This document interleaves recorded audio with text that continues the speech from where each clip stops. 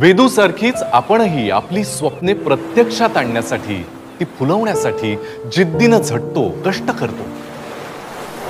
पण अचानक नैसर्गिक आपत्ती येते आणि आपल्या साऱ्या स्वप्नांचं पाणी होऊन ते वाहून जातं। अशा अस्मानी संकटांनी महाराष्ट्रात अनेकांचं अतोनात नुकसान झालं। स्वप्नांबरोबर अनेकांची आयुष्य उद्ध्वस्त झाली। मात्र शासनानं आपुलकीनं त्यांना धीर दिला, भक्कम आधार दिला। केंद्रीय निकषापेक्षाही अधिक मदत केली। लाखांहून जास्त शेतकऱ्यांच्या खात्यात 25% अग्रिम रक्कम जमा केली।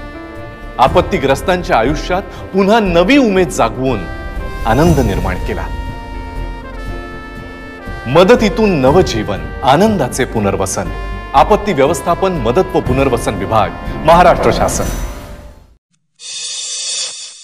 विधानसभा निवडणुकीमध्ये आपल्याला राष्ट्रवादी अजित पवार गटाला किती जागांची अपेक्षा आहे आणि किती जागा जिंकून येतील? आम्ही सर्वांनी मिळून एकत्रितपणे या संदर्भामध्ये निर्णय घ्यायचा ठरवलेला आहे।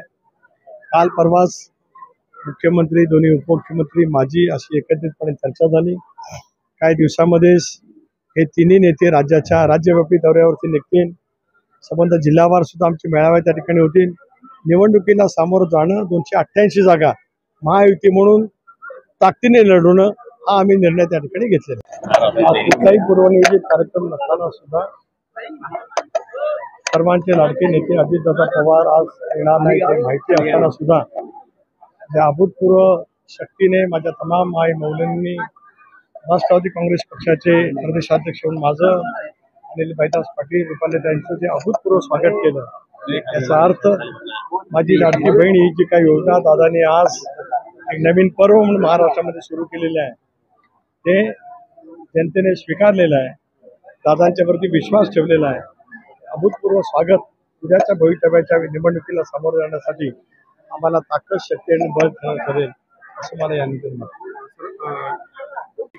माजी पोलीस अधिकारी परमवीर सिंग यांनी धक्कादायक खुलासा केलेला की धनंजय मुंडे आणि अनिल गोटे यांनी दोघांनी मिळून आपले जयकुमार रावल असतील, त्यानंतर गिरीश महाजन असतील यांच्यावरती गुन्हे दाखल करण्यासाठी दबाव तंत्राचा वापर केला होता। आणि अनिल गोटे यांनी मुंडेंनी सुद्धा या आता सध्या जे सत्तेमध्ये सामील आहे त्यांनी सुद्धा हा प्रेशर आणलेला होता, असं काही प्रकारची मागणी मुंडेंनी पण केली होती असं त्यांनी म्हटलं। परमवीर सिंग नेमकं काय बोलले हे मी काय ऐकलं नाही। ते ऐकल्याच्या नंतर मी त्याच्याबद्दलची प्रतिक्रिया त्या ठिकाणी दिली। गेले 2 दिवस ते वेगवेगळ्या पैसा आपल्या मार्फत ते त्या ठिकाणी वेगवेगळ्या पैचं वक्तव्य करतायत।